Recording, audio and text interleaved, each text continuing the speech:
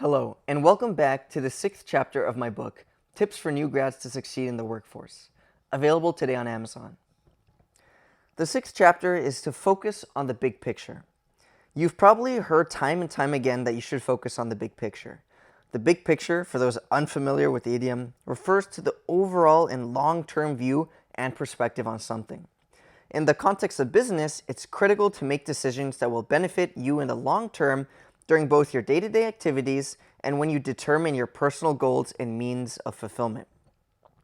While short-sighted decisions that will benefit you in the moment may seem good now, it's always important to think ahead to the repercussions, positive or negative, that may be the result. Focusing on the big picture will also help you to move on beyond errors or mistakes that you will inevitably make during your career, and will always help you provide a beacon to guide your future.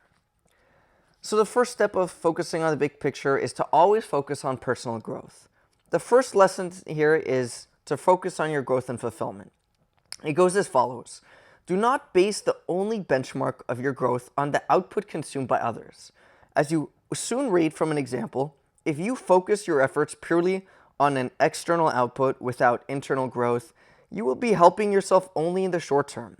Ongoing internal growth by increasing knowledge and gaining diverse experience is extremely valuable to yourself in your long-term career. Here's the example. In my company, I was recently assigned to build the company's first microwave. Now, I didn't know much about building microwaves at the time, so I challenged myself to learn the workings of a microwave.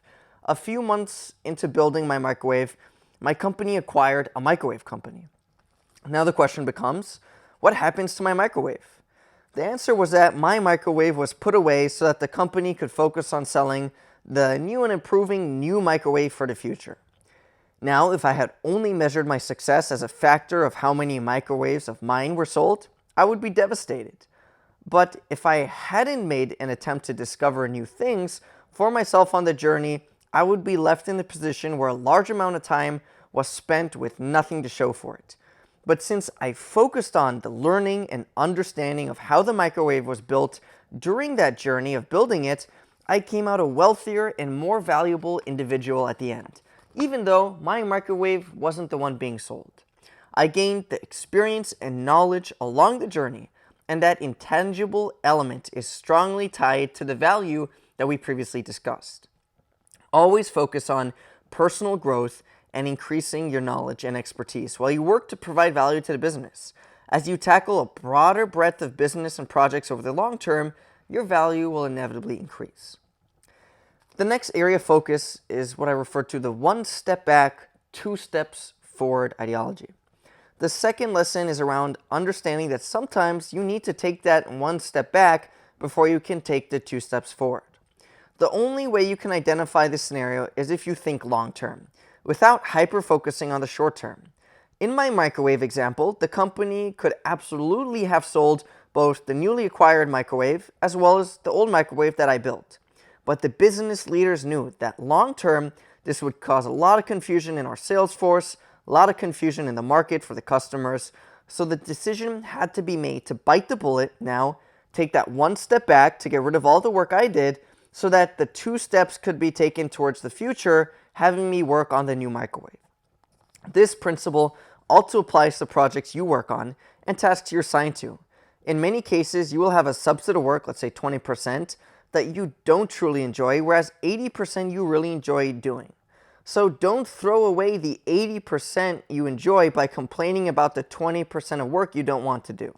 Focus on excelling in the full 100%, and new opportunities will arise that can help you make justification against 20% of the work you don't like and more of doing the 80% you do like. And of course, really focusing on the bigger picture. So the third lesson around focusing on the bigger picture is, seeing the bigger picture. In many cases, we become extremely focused on a small task or a subset of a perspective that we fail to understand the implications of the big picture. Here's a good example. A friend of mine recently purchased a gym membership for $19 and was proud of his good deal, as other gyms generally charge $29. Now, the thing that wasn't considered was the distance of the gym. It was 10 miles away, when the $29 gym was only 4 miles away. So for every gym visit, he's actually driving 12 additional miles. Given that he goes to the gym 3 times a week, that's 36 miles extra per week. Looking at the month, we can expect 144 extra miles driven, and assuming his car gets, let's say, an above average 30 miles per gallon, and gas prices are, let's say, as cheap as $3, he's paying $14.40 more a month in gas. So if we look back at the totals, the $19 gym is actually a net cost of $33.40, which is a lot more expensive than that $29 gym, even if we accounted for that additional drive time. This also doesn't factor in the additional time it takes to drive, which in itself has an opportunity cost. The lesson here is to see the big picture, meaning to consider everything in the situation to make the best decision. In this case, my friend only considered the gym price without including the other factors that added to the true cost. So always try to understand all the information and factors prior to making a decision.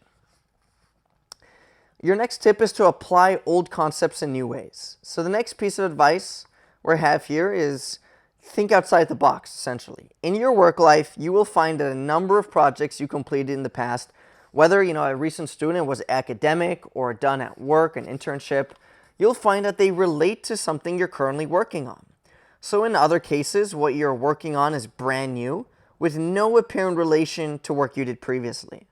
The key advice in this scenario is to think back to the different work you did and see if there is an opportunity to apply something from the past to a new problem. Here's another example. I had a tech company that would get asked by customers to configure software. Traditionally, and this is one of the tech companies I own, traditionally, this task was done manually and companies charged by the hour for configurations.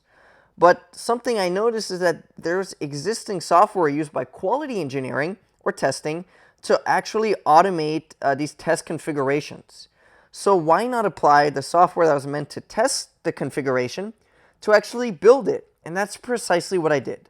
I used software intended for testing to actually do the configuration work on my behalf. This allowed me to charge a fixed cost for the service, just like I would have for the hours, but now I can scale my time incredibly, as I no longer had to actually spend the full duration doing the configurations. I just did some, validation that the system in place worked. This is just one example of using a technology or value-added interaction of a past or different domain for a new purpose.